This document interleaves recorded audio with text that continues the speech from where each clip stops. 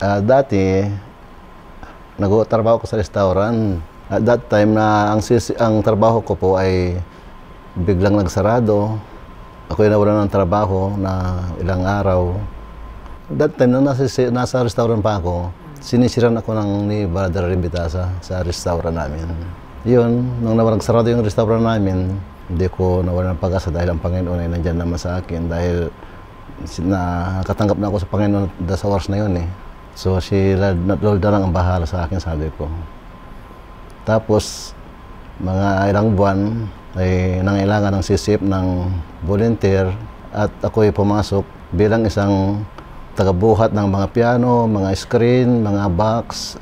Lahat na po ng kailangan para sa linggo ay ako nag-aayos. So, ganoon ang ginagawa ko tuwing Sabado ng gabi para sa linggo gagamitin na.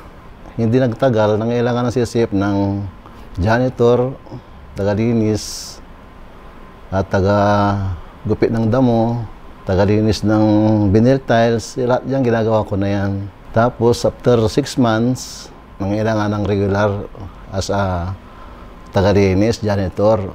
So, ako nga po yung nakuha nila kasi nagbo-volunteer na ako ng ilang taon na noon. After a years, pinag-aral ko mag-drive ni Pastor Joey Batumbakal. So, natuto ko mag-drive, pero hindi pa ako nakapag-drive ng kaagad-agad. Siguro mga ilang year muna. Yun, hanggang natuto na ako, nangailangan sila ng driver na sa sisip Alabang. So, yun, full time na ako nag-drive. Nag-drive ako hanggang ngayon. Nakailang taon na ako nag-drive, mga 30 years na rin.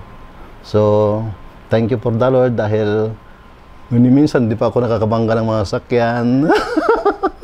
35 years in service in CCF, 55 years old na ako ngayon, pero hindi ko talaga naisip na lumipat ng mga ibang trabaho. Nabuhay kami sa biyaya ng Panginoon.